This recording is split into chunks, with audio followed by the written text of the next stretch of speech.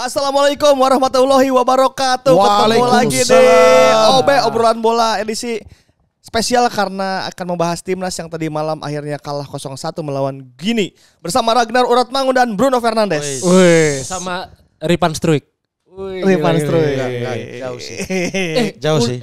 Akun federasi. Ripan Sulaiman. Yang semalam pakai peci. Bener Sama. sama. Mirip kan?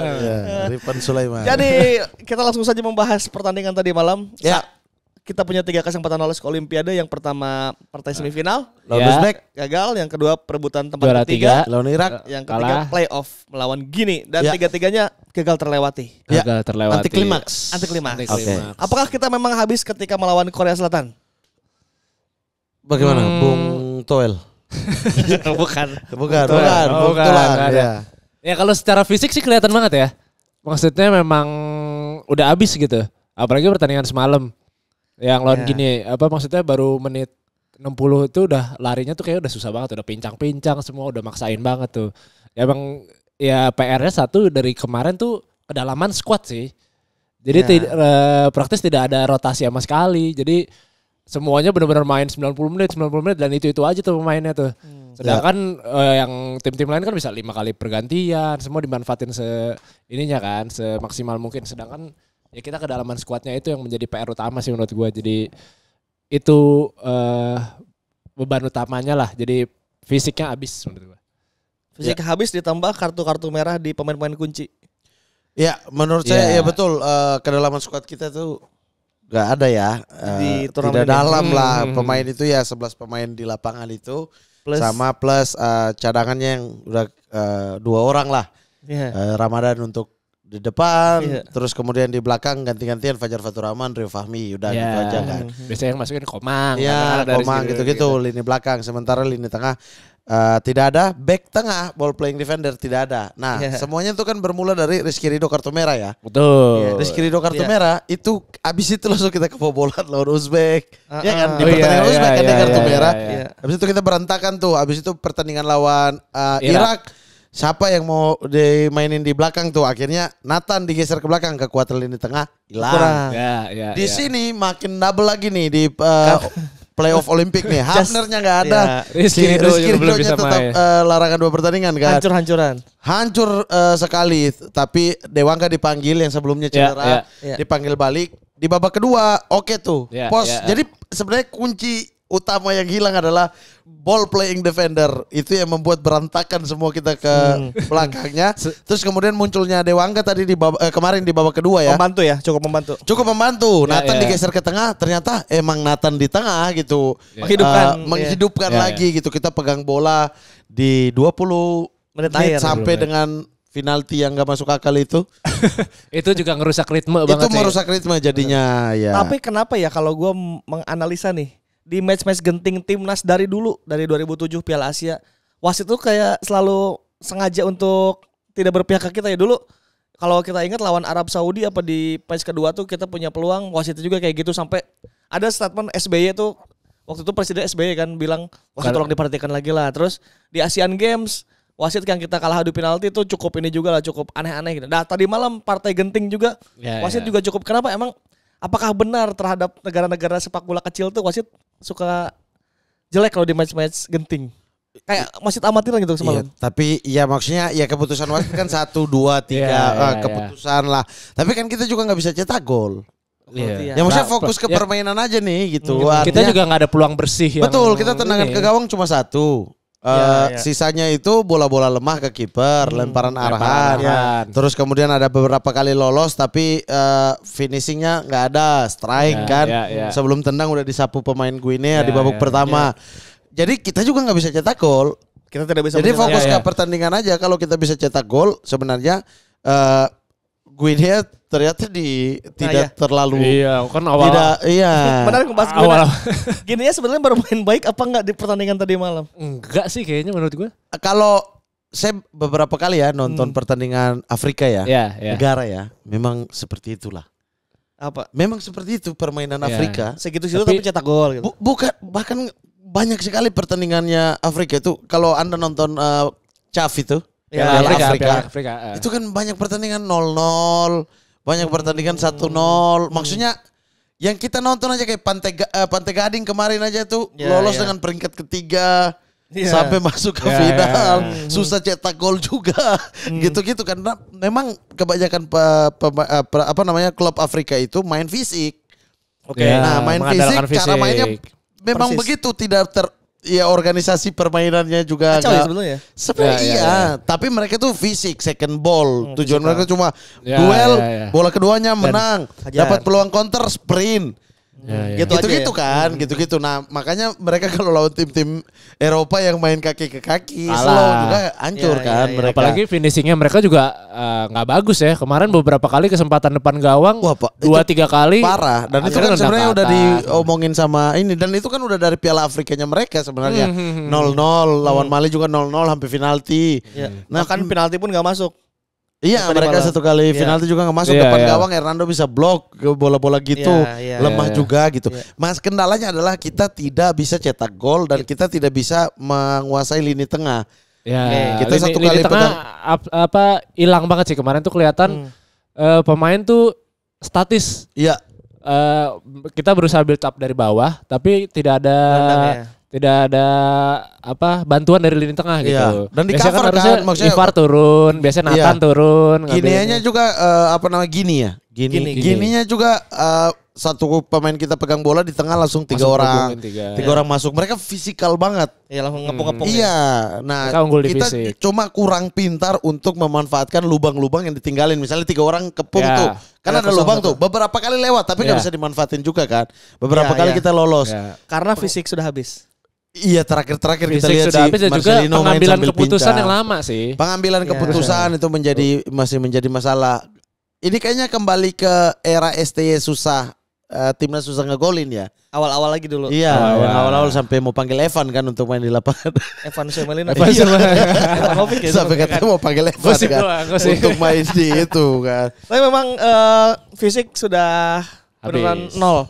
Marcelino kita lihat udah pincang-pincang juga nggak karena memang ada masalah otot. Komang juga kan kakinya tadi udah dilihat diperban tapi kebentur langsung nggak bisa lanjutin pertandingan. Struik juga akhir-akhir udah nggak bisa lari. Iya. Tapi keren masuknya Dewangga sih menurutku cukup bagus ya. Lagi ya. Dan itu terlihat kan kakinya benar-benar fresh gitu loh. Fit ya, kaki fit ya. Dia nggak main di AFC gitu jadi benar-benar masih fresh. Betul. Tapi ya itu ya kedalaman skuad dari tim ini tuh parah sih.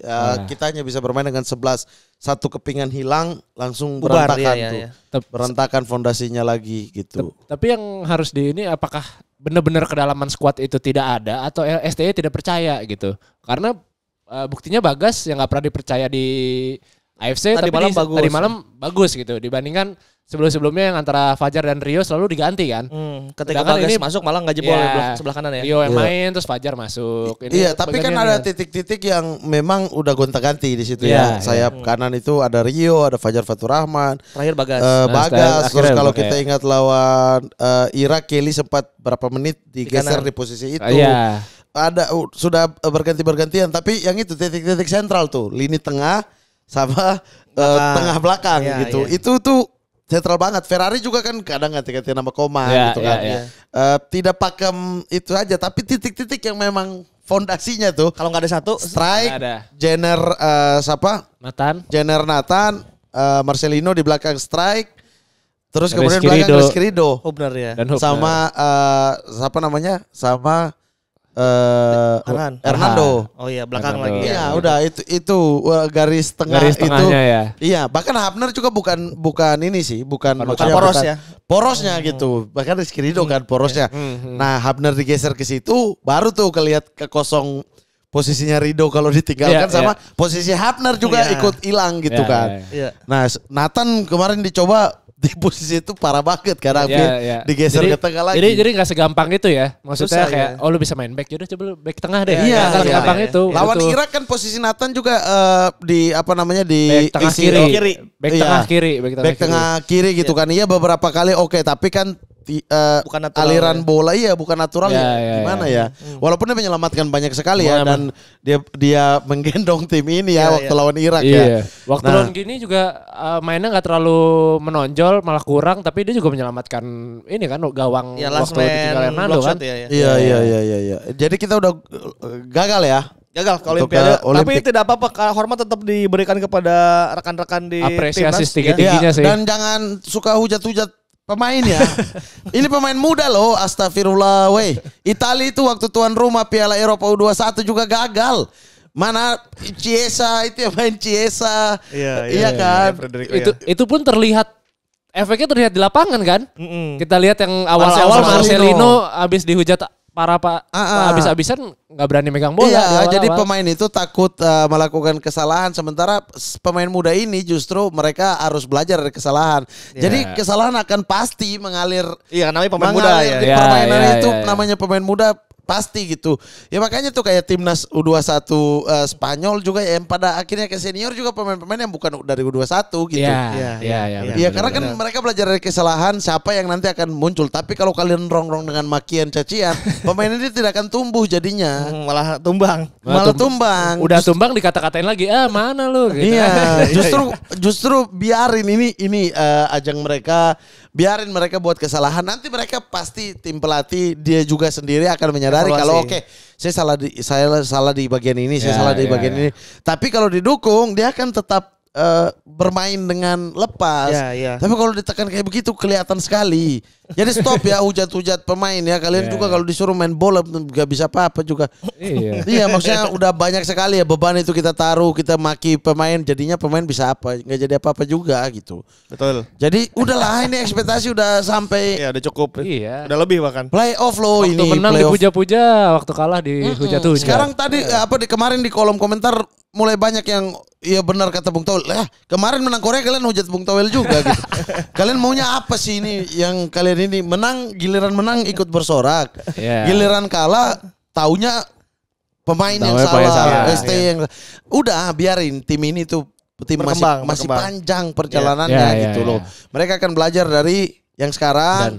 Dia 4 tahun kemudian mungkin pemain-pemain baru atau pemain yang sekarang Marcelino masih bisa main tuh, masih 23. Ya kita harus ingat lagi. Berikutnya. Kerangka tim U23 ini 10 pemain adalah pemain senior. Iya. Ya, jadi waktunya masih panjang banget 7-8 tahun ke depan ini. Betul. Ya ini kerangka timnas Indonesia. Pedri ketika di Olimpiade juga nggak bisa menggendong Spanyol. Iya, semua orang malah terharu sama Pedri karena dia main di senior, main di kelompok umur U21, habis itu turun main di Olimpiade. Sampai ada memenya yang dia sampai pucat kan, main mulu tuh. Sampai cedera kan pada akhirnya itu pun didukung oleh ini walaupun dia tidak bagus tidak perform ketika di Olimpiade waktu itu Spanyol sama siapa strikernya Sevilla tuh Mir. Oh ini yang tinggi, Rafa Mir. Itu juga tidak perform gitu loh ketika Spanyol Jadi kita juga sedikit menentukan tumbuh kembangnya ini nih karir teman-teman U23 juga ya. Jadi terlihat kemarin Marcelino tuh terbebani sebetulnya. Capek fisik, capek otak juga kelihatan ya. Dan dia main sambil pincang loh, astagfirullah, kalian masih hujat-hujat, Tuhan. Jadi untuk maksudnya melihat itu dengan jangan tolol intinya ya. Maksudnya lihat itu dengan jernih, ini pemain muda. Dia menciptakan banyak peluang, create peluangnya paling banyak Marcelino. Tidak ada dia di tengah itu hilang create peluangnya. Dia bisa tembus lini. Itu ada positifnya banyak banget gitu dibandingkan dengan dia salah mengambil keputusan. Nah, iya pemain muda gitu. Nanti dia belajar dari itu. Kalian pengennya juara. Ya level kalian itu bantai Vietnam dulu, level kita itu udah sering-sering bantai Vietnam Thailand, baru kita ngomongin kita kasih beban lagi tambah. Oh ya bantai tim Timur Tengah dulu, habis itu baru tim Eropa Timur Asia Timur kita mulai bisa bersaing gitu-gitu. Ini baru sekali. Ini kayak apa namanya tim Leicester City dituntut juara lagi tuh. Oh iya, tahun kan? Iya. Jadi degradasi kan. Karena levelnya ya segitu emang. Jadi emang ya. Kemudian mereka padu. Punya daya kejut ya. Daya kejut mereka padu. Ya dijaga gitu, jangan dihancurin. Benar. Jadi untuk tim ini masih panjang perjalanan, masih punya harapan banyak. Tinggal kedalaman skuad mungkin yang harus dijadikan PR. Betul. Selamat beristirahat ya. Selamat kembali. Kita akan sambut dengan penuh hormat juga ya. Kalau kita sebagai penonton bola. Gak usah dengar yang baru tahu bola pas ini Piala Asia U23 ini. Iya, yang baru menang lawan Korea baru ngikutin. Sama kayak pemain-pemain yang ini pemain lagi sama kayak penonton-penonton AFF 2010 nih. Dulu euforia. Kalau Malaysia dibantu maki-maki tuh pas menang sampai sekarang masih dihujat ya. Iya. Dihujatnya sampai sekarang. Jadi untuk teman-teman selamat kembali ke tanah air. Untuk pemain-pemain yang masih main di Championship Series kayak Komang, selamat bermain. Fajar Fatur Rahman. Jadi selamat. Kelly juga. Kelly enggak Persik ya? Kelly enggak. Jadi selamat datang ke Indonesia dan kembali main di Championship Series minggu depan. Betul. Leg 1 semifinal Beri Liga 1 Championship Series itu nanti akan ada Bali United versus Persib Bandung. Ya, 14 Mei 2024. Nah, itu jangan lupa saksikan di video jam 7 malam waktu Indonesia Barat. Dan juga pertandingan antara Madura United versus Borneo FC. Tanggal berapa itu Coach? 15 Mei 2024 besoknya. Jam 7 malam juga. Betul, hanya di video. Betul. Sport terlengkap hanya di video. Ingat, jangan link-link enggak jelas. Jangan link-link bajakan, udah tolol hujat pemain, nonton bajakan memang tolol kalian perusak sepak bola. Daripada Mamat marah-marah terus, kita berikan pamit saja dulu. Jadi kita ketemu minggu depan. Hormat kami untuk Timnas U23 ya dari Piala Asia Playoff Olimpiades. Terima kasih sudah berjuang. Terima kasih. Sampai titik darah penghabisan. Staf pelatih, pemain, semua ofisial semua yang berjuang kita beri apresiasi untuk mengharumkan nama kita dan dilirik oleh bukan dilirik ya dipantau lah di Asia dan di level dunia. Dikenal di level dunia sampai dipantau oleh Roberto Mancini, sampai dipantau oleh Gagliardini. Siapa namanya Gagliardini? Analis dari Italia di FM tuh selalu saya buru tuh. Quagliarella. Bukan. Ada tuh. Dia analis nomor 1. Iya. Grade A tuh, analis scouting lah. Analis scouting. Itu kalian itu dipantau oleh mereka pada akhirnya. Terima kasih banyak ya sudah bikin kita berbangga mengalahkan tim besar dari Australia, Jordania. Iya. Ya, kita tunggu di Indonesia dan selamat berjuang untuk pertandingan yang akan datang lagi. Fokusnya sekarang balik lagi ke klub. Ke klub dulu ya. Nanti timnas istirahat dulu sampai tanggal 6. Tanggal 6 kita berjumpa lagi. Kita berjumpa lagi. WCQ World Cup kualifikasi lawan Irak menang lolos ke grup lagi. Pemain mantap begitu-gitu. Nanti kalau kalah kayak lah pemain gitu ya. Bangke. Udah ketebak ya. Iya, udah ketebak gitu. Ya sudah, daripada Mamat nambah marah-marah, kita pamit. Terima kasih pamit. Mamat Al-Ghazali pamit. Apta Pradana pamit. Sampai jumpa di OB edisi selanjutnya. Assalamualaikum warahmatullahi wabarakatuh. Waalaikumsalam warahmatullahi wabarakatuh.